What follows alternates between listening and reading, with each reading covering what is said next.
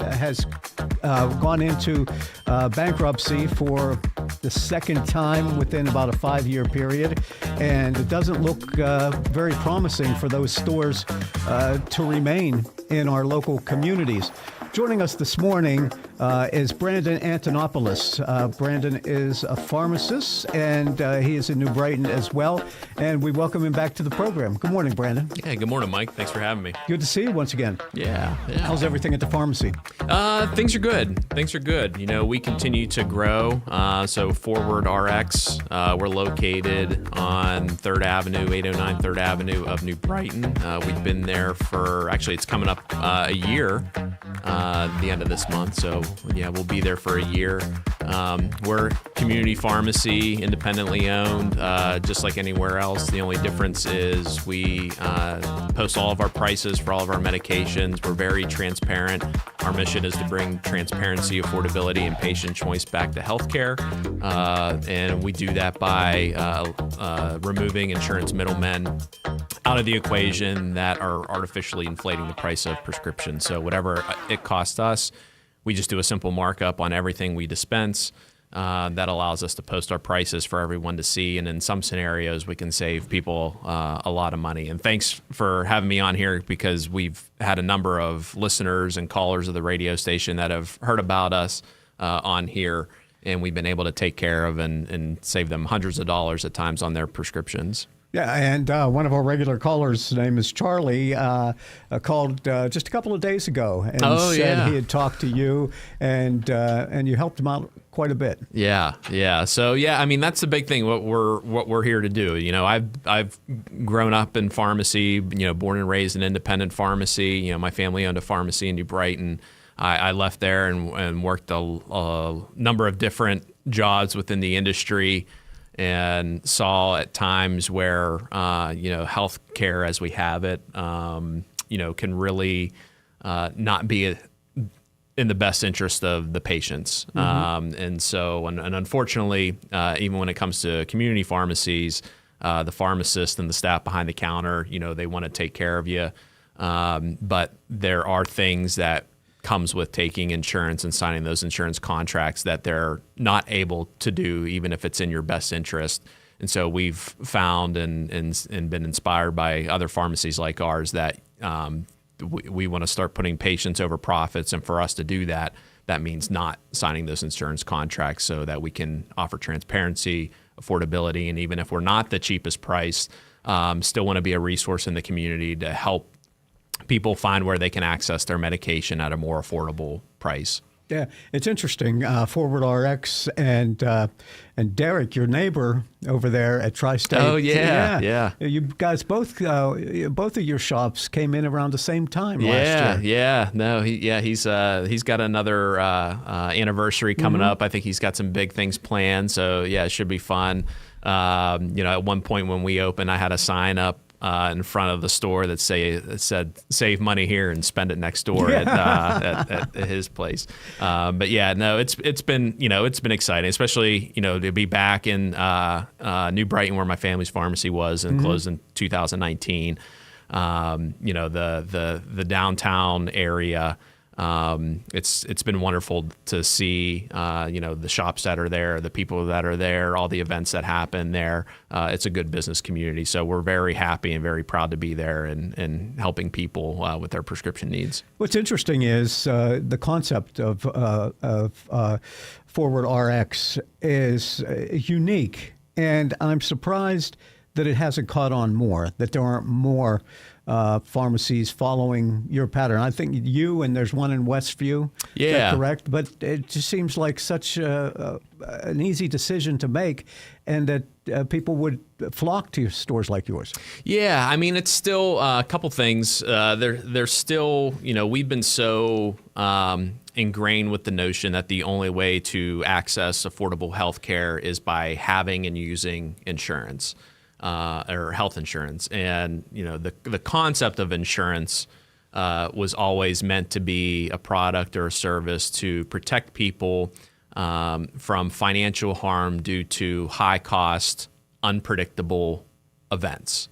But what we have in healthcare has been led to believe that we need to use insurance for every single transaction, even for the things that are low cost. And whenever you do that, when I give the example when we had the storms, and even when the storms last year, I heard stories of, people, they had trees that had fallen or damaged roofs, and they call their homeowners insurance company to file the claim, and the homeowners will tell them like, oh, this would cost $1,800.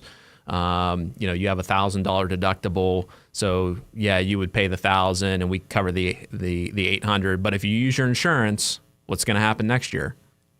Insurance is going to go up. Your premium goes up. Yeah. So anytime you have to use an insurance product, there's a lot of different companies and administrators that are in between. So anytime you use it, it actually adds cost. So what we've done is, at least for the things that are very routine and very inexpensive, mostly generic medications, by not using your insurance and doing the cash pay price, that can actually help save the entire healthcare system money. But again, we don't have that because a lot of different reasons. But insurance companies, they make money whenever you use your insurance, even for the cheap stuff. So and as they've started to buy up pharmacies, buy up the middlemen, pharmacy benefit managers that are in the equation, it just seems to be this patient steering shell game to put profits over patients' needs. And so for us, we just say we're not playing that game anymore. We just believe that people just want to be taken care of and pay an affordable price and not be price gouged. So that's what we do. We're not always the cheapest price, but that's okay. At least we're the most honest price, and then people can decide for themselves if they find the value in using our services versus if they have to use their insurance, elsewhere for a cheaper price. We understand that, but I think that's been a reason why we're still very much in our infancy stage. However, as you were talking about the opening of the show, more pharmacies are closing. There's been a close to, I think, 2,600 pharmacies that have closed since the beginning of 2024.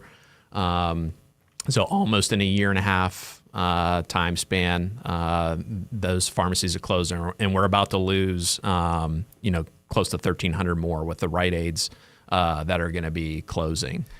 Can you talk about that? Are you interested in talking about that? Because there's a Rite Aid right up the block from you. Yeah, sure. Yeah. So this is, really, this is unfortunate. Any time we lose pharmacies within a community, so of course in a community like New Brighton, patients will still have options. They have us. They also, if they rely on their insurance benefits, they'll have the Brighton Health Mart pharmacy that's in town, and they have a couple locations throughout the area.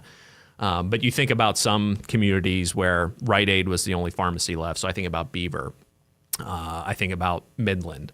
And like so many others that are no longer going to have pharmacies. So it's unfortunate for patients, it's unfortunate for those communities, and it's unfortunate for the staff. But the reality is, the business of healthcare, and pharmacies no different, has seemed to be agreeing to lose money through not getting reimbursed enough from insurance companies on certain patients or certain prescriptions, in hopes that you can make up the difference by price gouging on other ones.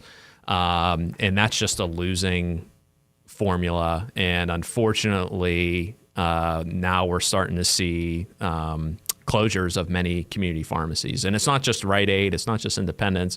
Walgreens is no longer going to be a publicly traded company. They're getting bought by private equity, and they're closing 1,200 locations over the next 3 years. CVS, who is owned by an insurance company, Aetna, they're also closing locations. So to me, the closing of Rite Aid, this is only just the beginning. We're going to see the closures of many more pharmacies. And I think at some point, the only pharmacies you're going to have left in the communities are they going to be the ones that are like ours, that no insurance contracts, but just transparent pricing on everything that they dispense. But we all need health care. Years ago, it was a vital part of contract negotiations with a lot of places where you paid for health. The company would pay for health care, pay for prescription drugs. And as we see that starting to fade away, what does that mean for the consumers? Yeah, so I think it's going to be very much, healthcare, I think, is going to be very thought about like consumer centric. So just like anything else, you're going to have to, shop around for either the best price or what you think is the most valuable price. I can't compete with free. I don't try to compete with like the zero copays. But we do have some people that still come to our pharmacy, even though their prescriptions would be zero copay somewhere else, just because they are fed up with the experience of where that insurance company is forcing them to go and to use. But there are still some people that rely financially on the low copays that may not be in a position to shop around, and unfortunately there's going to have to be some larger changes within our healthcare system in the United States to make sure that people are at least empowered to be able to shop around for the best price, or more appropriately use the dollars, whether it's their dollars or the dollars that government or others are subsidizing for them. That seems to be the only way that we're going to be able to move forward in healthcare. But I think just in this mindset that if insurance is good to protect from financial harm due to high costs, unpredictable events, we're always going to have some level of insurance. But insurance is not going to get you the best price, and you kind of got to do your homework to find out where to get the best price. Same with hospital services. Hospital transparency laws should be easy to go on a hospital's website and find out what the cash price is of that service. And just like now within pharmacy, the resource that we offer, it's going to be the same. Yeah. And there are a number of things happening in Washington as it pertains to health care, as it pertains to Medicare and Medicaid. And the pricing of prescription drugs. The president signed an executive order yesterday, and we'll talk about what all that means, how most favored nation status, what that means, and is it going to mean lower prices for prescription drugs for Americans? It seems as though we're paying the highest in the world, but why is that? And will this executive order rectify any of that? Or is it just a bunch of words on paper that the insurance industry, which has an extremely large lobbying effort in Washington and in Harrisburg, they're not going to sit back and allow this to happen. So I suppose there's going to be a couple of hurdles to go over before we're going to see our drug prices lowered. No, it's even with the announcement of the signing of the executive order yesterday, it's at least it signals, I think, from this administration to players within the industry of where they want to see prices go. I think it's still wait and see how this actually gets implemented. As I interpreted that executive order, and I think there's certainly truth to and good intentions to the reason why they did it. We pay the most for prescription drugs, especially the brand name prescription drugs that are very costly than other parts of the world. What the drug companies have done is they've kind of, to be able to get in to supply their drugs in those countries, have agreed to substantial not discounts, but just, hey, here's the price. And the president gave the example of a medication that, was $80 in another country versus $1,300 here in New York City. And that's very real. And the drug companies, I think that, their excuse has been to this administration and others say like, hey, like we would love to reduce prices here, but there's a couple things that keep us from reducing prices. One is that we can't go back to the other countries and increase their prices to offset the money they would lose by lowering prices here. The second thing is, in order for them to get on insurance companies' formularies here in the U.S., they have to go through the middlemen, is what they talked about, the pharmacy benefit managers, and offer rebates or discounts in order to get on those formularies. And we're the only country in the world that has these middlemen within the healthcare system, and their job is to lower prices of prescription drugs. So they're very good at paying pharmacies less, because now we have 2,700 pharmacies that are going out of business and 1,300 more with Rite Aid closing and other pharmacies that are going to go down. But yet the prices for the government, for patients, for employers, as well as patients, what they pay out of pocket, they're very bad at making those prices go down because we pay the most. And isn't it also true that with Medicare and those programs that there's no negotiation?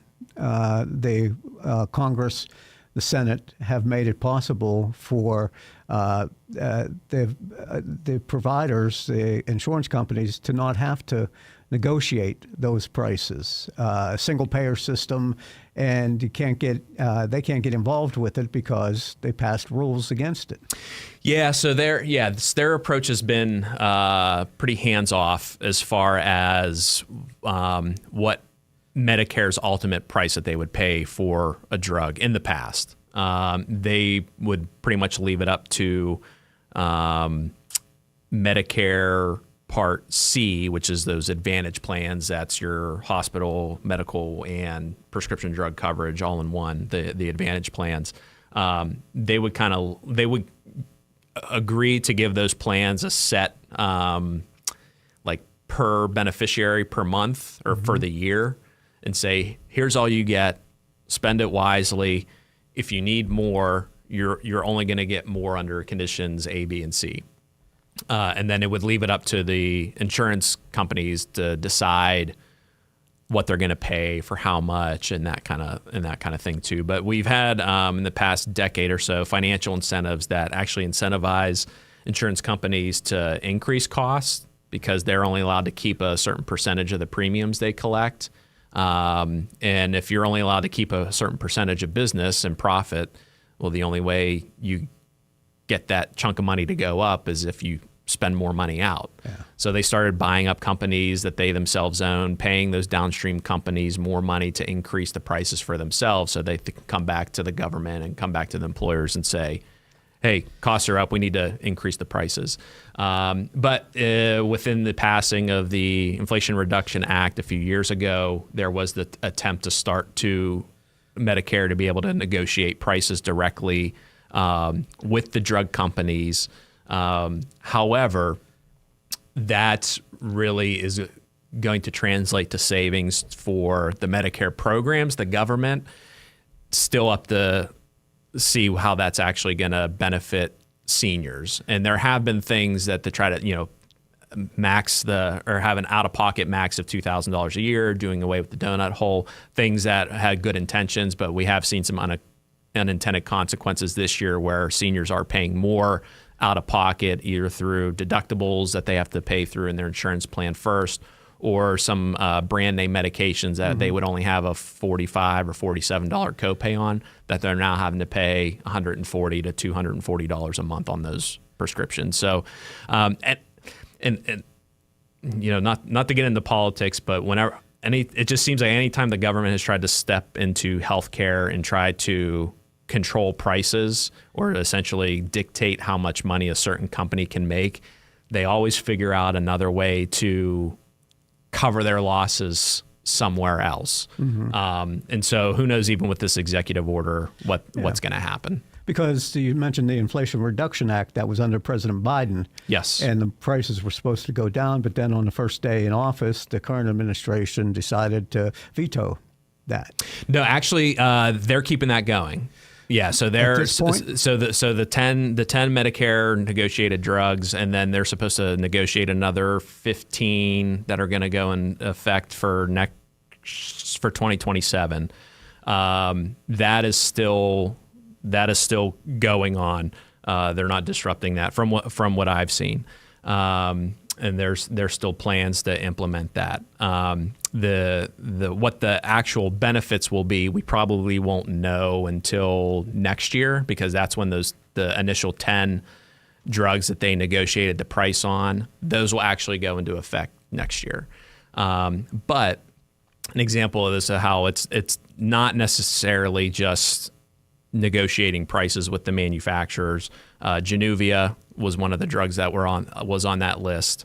Medication for diabetes. The manufacturer of that medication for the beginning of this year said, hey, you know what? We're not going to wait till next year to lower the price of this. Mm-hmm. We're going to reduce the price of this medication by 30% across all strengths. And the reaction from that was, because they reduced the price, insurance companies and the middlemen that they have that negotiate these rebates for them either took it off their formulary or they moved it to have a higher patient out of pocket. And you know, when we come back, we can talk about more of why that is and the mechanics of that. Because it just always seems like no matter what happens, the deck is stacked against the consumer. Yeah.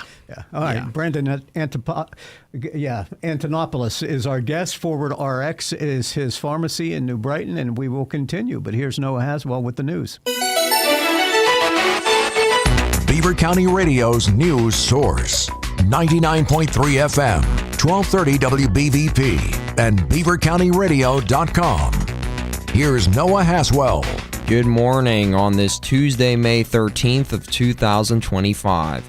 We will have a complete Beaver County radio weather forecast after we take this look at news. A man is in jail after robbing the Monaca Market on April 27th, 2025. The suspect was identified as Corey Nolder, who held a 15-year-old female juvenile at gunpoint when she was working there as a cashier. The identity of Nolder was discovered using a DNA machine. After Nolder was connected to the sample of DNA, he went back to jail after he was in jail during the time it took to prove his identity. Nolder has charges of both multiple offenses of felony and robbery. The Environmental Protection Agency has gotten rid of the Thriving Communities grant-making program. An email was sent last Tuesday by the CEO and president of the Green and Healthy Homes Initiative to applicants and grantees that noted operations that occur daily needed to stop. Over $500,000 for initiatives for economic vitality and local public health that was either on or not on contract will affect Beaver County organizations, including Riverwise. Gas prices are 7 cents lower in western Pennsylvania this week at about $3.51 per gallon, according to AAA East Central's gas price report. The report states that at this time a year ago, the average price for a gallon of gas in western Pennsylvania was $3.82. The report also notes that the average price that you can expect for a gallon of unleaded gas here in Beaver County is around $3.65. The Cranberry Artists Network will hold an art exhibition called the Martinis with Monet Art Expo from July 9th through August 21st at the Cranberry Township Community Center. Participants 18 years old and above are invited to join this fundraising event starting on July 10th from 7 to 9 p.m. Tickets cost $10 for artists and $20 for all others that night, while all other nights are free. The juror is Carolyn Pierotti, a Pittsburgh artist who owns Purple Room Fine Art, LLC. Acting U.S. Attorney Troy Ravetti announced that 35-year-old Juan Manuel Cicada of Guatemala pleaded guilty on Friday to a charge of an illegal re-entry of a removed alien. Cicada got arrested by the Coraopolis Police Department on April 1, 2025, and was also removed from the country in January of 2020. According to Ravetti, Cicada has been in federal custody since his April arrest and will return to immigration custody. A high school educator from Pennsylvania has been named this year's National Teacher of the Year, one of the highest honors in the field for a teacher who is seen as both excelling in the classroom and being committed to their students. Here's more from Danielle Smith. Ashley Crossan teaches advanced placement language and composition, English 10, and survival stories at Mifflin County High School. She says she's honored to receive the award. Inspired by great teachers growing up, she has been an educator for more than 14 years and calls teaching one of the oldest and most rewarding careers and one the world will always need. I had amazing teachers who valued me and invested in me and made me feel confident and smart and important. If you can do a job where you get to make other people feel like that, that's a good way to spend a life. And I think that's what we try to, sort of focus on or celebrate for students. Crossan also teaches the journalism program, which publishes the school newspaper and the district magazine. She has had a positive impact on her students' academic and career paths, as some of her former students now work at the local newspaper. Here's the Beaver County forecast. A chance of showers today, along with possible thunderstorms beginning in the afternoon. We'll see a high near 69. Showers and thunderstorms tonight will drop down to a low around 60. Cloudy tomorrow with showers and thunderstorms likely throughout the day and evening. Look for a high near 76 and a low around 59. And mostly sunny on Thursday with a slight chance of rain and possible thunderstorms. We'll see highs near 82 and lows around 65. I'm Lisa Marie with your Beaver County weather. That's a look at the news for now. I'm Noah Haswell on 99.3 FM, AM 1230 WBVP, 95.7 FM, and 1460 AM WMBA. Also streaming live around the world at beavercountyradio.com. It might be time to repair or replace that old garage door. Call on Robin and her team of expert installers at Electric Garage Door Sales in Monaca. Dial 724-774-3200 and your door will work like a charm. Featuring CHI quality garage doors, LiftMaster garage door openers, and over 50 years experience, Robin and her team will get it done right. Electric Garage Door Sales. Give them a call at 724-774-3200 or find them online at electricgaragedoorsales.com. The NASCAR Craftsman Truck Series. As we get set, the green flag is out. Returns to North Wilkesboro Speedway. Corey Heim hanging tough. Now he slides up the racetrack. For short track racing on a North Carolina Saturday afternoon. Will it be Heim time again as he goes to the bottom of the racetrack? He stretches it out now. Here comes Corey Heim. It's the Window World 250.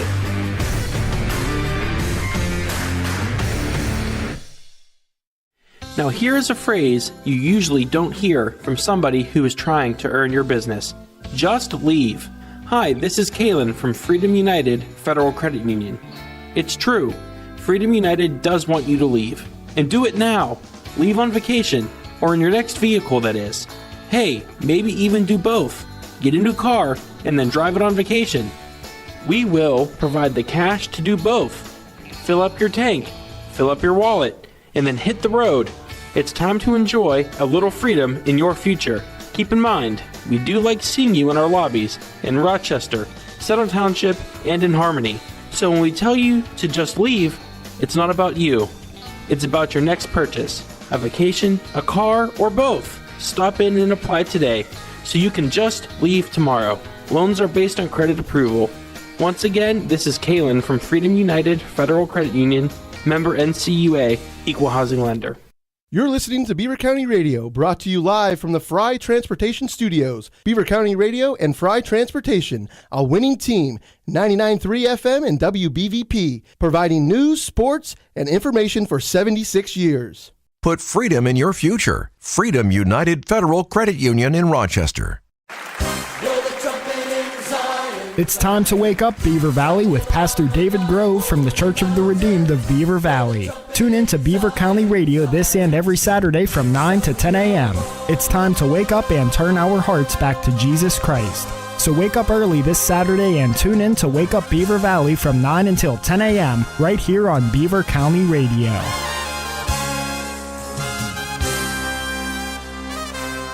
Our guest is Brandon Antinopoulos. He owns the Forward RX Pharmacy in New Brighton. Did I say that right? Yeah. Okay. Yep. All right. Just want to make sure. Getting ready to celebrate his first anniversary, and he's seen the business grow because his pharmacy has a different model in that they don't accept insurance what you do is they've negotiated, or they get the drugs at a particular price, and they give a little bit of a markup, but nothing like you're going to find other places, and are able to get you the prescription you need for the most part at a much lower cost. Do I have that right? Yeah, Summing yeah. it up? Yeah, with generic medications, the list price, or kind of, if you think about the MSRP on a car when you go to shop for a car, it's a completely made up price, industry price. It has nothing to do with the actual cost of the medication. So for us, we just take whatever the actual cost is, do a simple markup, and by doing that, we're able to provide the same prescriptions purchased by the same pharmacies from the same wholesalers at a much better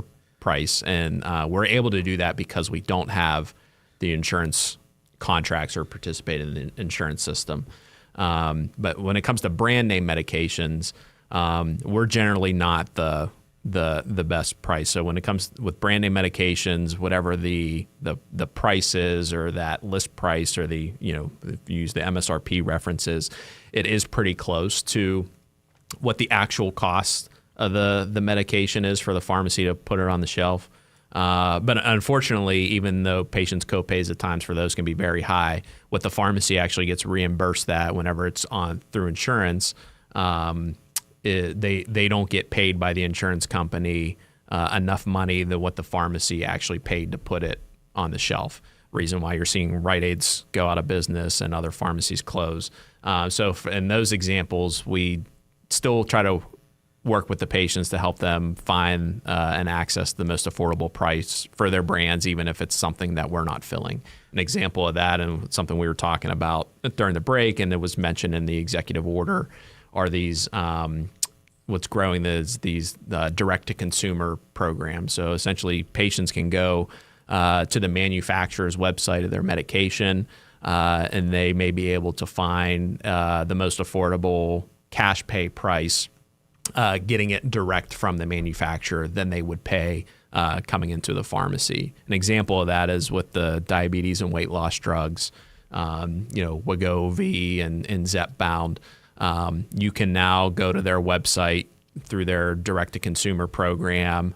Doctor sends your prescription to them, and they can dispense it for you at price. I think the most you pay for a month's supply of those is $499, which is much less than the $1,300 that it cost the pharmacy to put it on the shelf and go through insurance through that. Yeah, and as far as reps, pharmacy not pharmacy, but prescription representatives, and they come from the insurance companies or from the manufacturers, and they come to how profitable is it for doctors to sit down, have lunch with these reps that come into their offices and are kind of schmoozed to start to prescribe their type of medication? Yeah. And that's where you don't have much choice, because your doctor and your trust in your family doctor is saying you can use this one. But it's a whole lot more expensive at the pharmacy. Yeah, I mean, the costs of things have been shrouded in mystery for such a long time in healthcare. I think whenever some of the reps, or even like medical science liaisons, like other professionals, sometimes even pharmacists that are going and educating providers on like new medications and things like that, they usually tell them is not so much the price, but they say like, oh, this is covered by 99% of health plans out there, or this is this preferred tier within Medicare.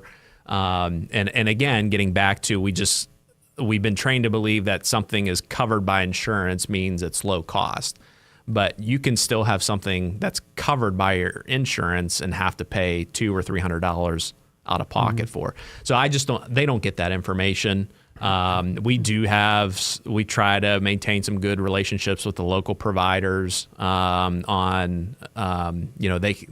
that they'll text me and say, hey, what's the price on this? Or what's the price on this? Or can you tell me about this? So the educational component's growing. But yeah, I think whenever, it seems to be the language when someone's going into your doctor's office and educating them about, oh, we have this new drug, it's covered. Mm-hmm. Well, covered doesn't mean anything anymore, because covered can still mean hundreds or thousands of dollars in out-of-pocket spend. Is that how some places with the oxycodone medications and those, is that how opioids, is that how so many people got into trouble? Yeah, I mean, with that, not so much the cost piece of it, but there was, if you take a look at what happened with Purdue Pharma and the Sackler family that got sued, there was clearly some withhold of internal research and information that show just how addicting those prescriptions were. So that were withheld from the FDA, withheld from the general healthcare community, that actually understated the risks of those medications. Plus, I think whenever they first came out, their indication, it was primarily geared towards cancer patients. Mm-hmm. Was never really intended nor studied to be for like just general pain. But even as, off-label prescribing of it, even just at best negligent dispensing of it from pharmacies, it really was this hurricane of a perfect storm to create the situation that we're still trying to come out of as a society. But yeah, there was certainly, not to say the reps were told to withhold that information, but there was certainly at a high level some science that would have decided just how dangerous that these prescriptions could be and how addictive they could have been early on, that was withheld from the general health community. Tragic. Now, we talk about prescriptions and we talk about insurance and co-pays, things like that. What if a person listening to this program today didn't know anything about your Farm Forward RX until now? And they're saying, well, why don't we transfer our prescriptions to him? How do people do that? Yeah, sure. So transferring prescriptions from a pharmacy to pharmacy is generally an easy process. And this is going to be very helpful, especially for those people that have relied on Rite Aid. It's not been decided yet exactly. I know in some Rite Aid locations have posted when they're going to be closing. They're working through their bankruptcy and liquidation process over the next few weeks. And so I think as the next few weeks progresses, we'll probably have a better idea of when all the Rite Aids will be closing and what's going to happen with those prescriptions. But if someone wants to transfer their prescriptions now, you go to the pharmacy, you can either call them or stop inside that you want your prescriptions to be filled at or what you want them to move them to. Some pharmacies, and even on our website, there's a prescription transfer link that you can fill out a form, list your prescriptions that you want to have transferred, and the pharmacy you're requesting that you want us to transfer from. But really just contact the pharmacy you want to have your prescriptions moved to, either in person, stop in, phone call, or go on their website, and then you just put in the prescriptions that you have refills on that you want transferred, and you put in there the current pharmacy that those are at, and then the pharmacy can take care of the transfers from there. As long as there's refills left on that prescription that you have at that other pharmacy, all those refills transfer to that new place. And sometimes if you have prescriptions that don't have refills left on them, either you can contact the doctor or you can ask the pharmacy to contact your doctor for a new prescription for that. Pretty easy to do. Yeah, very easy. Even some controlled substances, there's a little bit more stringent requirements on what can be transferred and when, but as long as you've had the prescription filled and there's refills left at that existing place, just contact the pharmacy you want to have them moved to, and they can take care of that transfer for you. And a lot of times when you call your doctor's office or they call you and say, you need these prescriptions filled, where do you want them sent to? Right? Yeah. They offer you that. Yeah. Even through, I think a lot of, places have refill requests you can do on their app, or, even calling. You could just say, hey, I want my prescription sent to Forward RX in New Brighton. Generally, as long as you have the name of the pharmacy and the town it's located in, all the pharmacies within the country are in a national electronic database, so it's pretty easy for those providers to find it and send those prescriptions there. Yeah. Any of this difficult for the people? Is there re-educating for people who work at the pharmacy counter? And, there are people probably today who think that because the president signed an executive order yesterday, it's in effect today. So you have to field some of those questions. Yeah. So I would say this: don't be surprised if you're trying to transfer your prescriptions to another pharmacy and they can't fill all of your prescriptions. Even though if they're not a pharmacy like us, like I said, healthcare up to this point's been you're agreeing to lose money on certain prescriptions and hope that you make it up in others. But a lot of pharmacies aren't able to do that, or else they're going to go out of business, just like Rite Aid did. So I would expect some patients, if they're trying to find pharmacies, they're going to experience that also.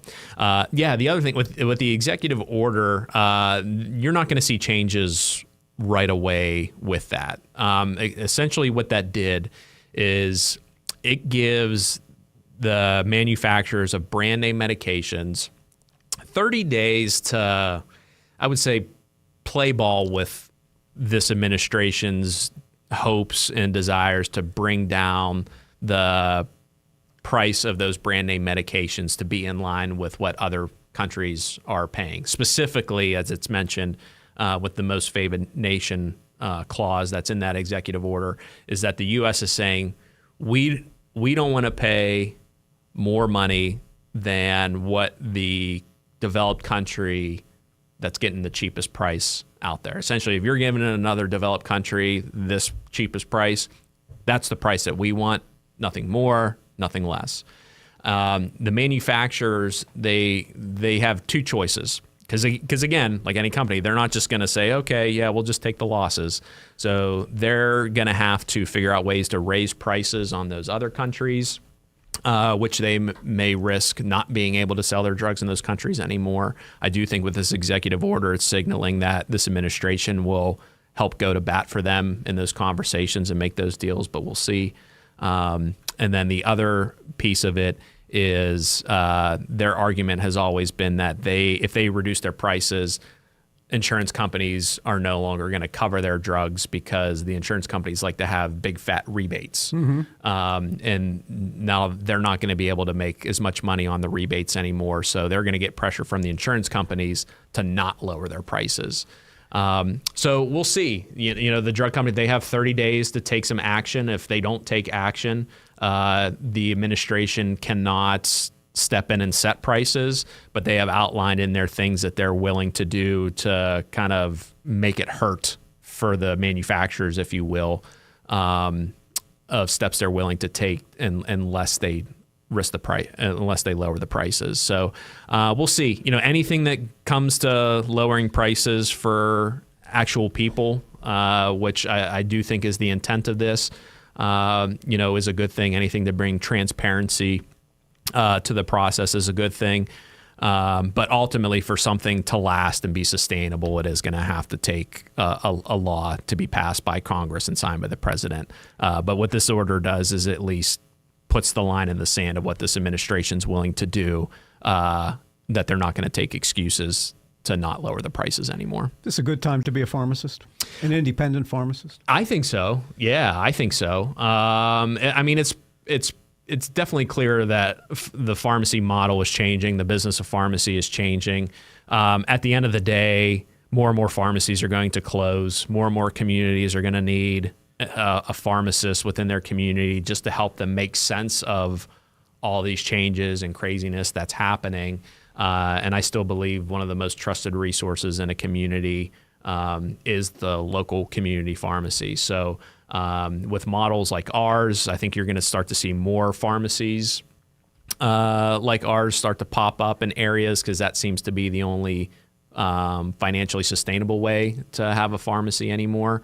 But I do think this is a good time to be a pharmacist because a lot of changes are going to happen, and I think people are going to need trusted relationships with their pharmacists to help them navigate all this. Brendan, how can people get a hold of you? How can people call Forward RX? Yeah, sure. So give us a call, 724-246-6257. We're open Monday through Friday from 9 to 6 and Saturdays from 9 to 1.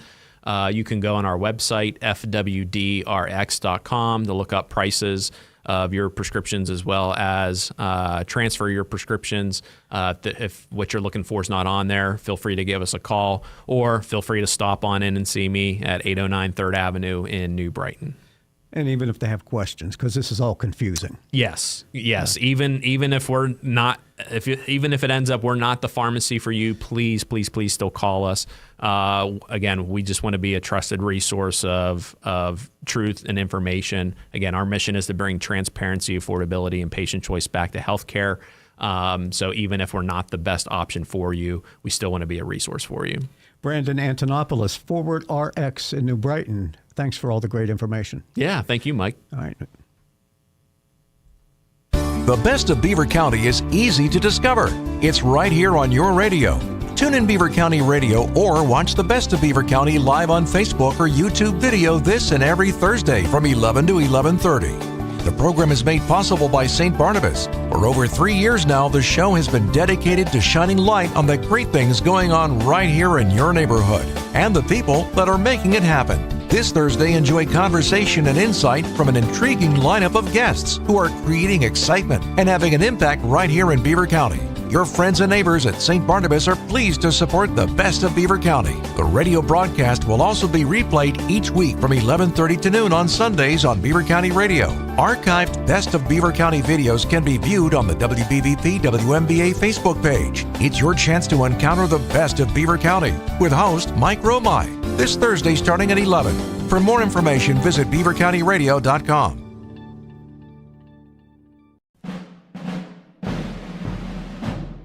Falcone's Moon Township Ford is proud to present Beaver County Radio's special audio and video presentation of this year's Memorial Day Parade in Beaver on Monday, May 26th. Mike Romai and Curtis Walsh will have live audio coverage on 99.3 and 95.7 FM, 1230 WBVP, 1460 WMBA, and Beaver County Radio streaming outlets. You can watch the video coverage on the Beaver County Radio Facebook page and YouTube channel. Beaver County Radio's coverage of the 2025 Beaver County Memorial Day Parade in Beaver is being brought to you by our presenting sponsor, Falcone's Moon Township Ford. Other broadcast sponsors include St. Barnabas Health System, McGee Heating and Air Conditioning, J. Young Refuge, and Beaver County Radio. Now here is a phrase you usually don't hear from somebody who is trying to earn your business. Just leave. Hi, this is Kalen from Freedom United Federal Credit Union. It's true. Freedom United does want you to leave. And do it now. Leave on vacation, or in your next vehicle, that is. Hey, maybe even do both. Get into a car and then drive it on vacation. We will provide the cash to do both. Fill up your tank, fill up your wallet, and then hit the road. It's time to enjoy a little freedom in your future. Keep in mind, we do like seeing you in our lobbies in Rochester, Settle Township, and in Harmony. So when we tell you to just leave, it's not about you. It's about your next purchase, a vacation, a car.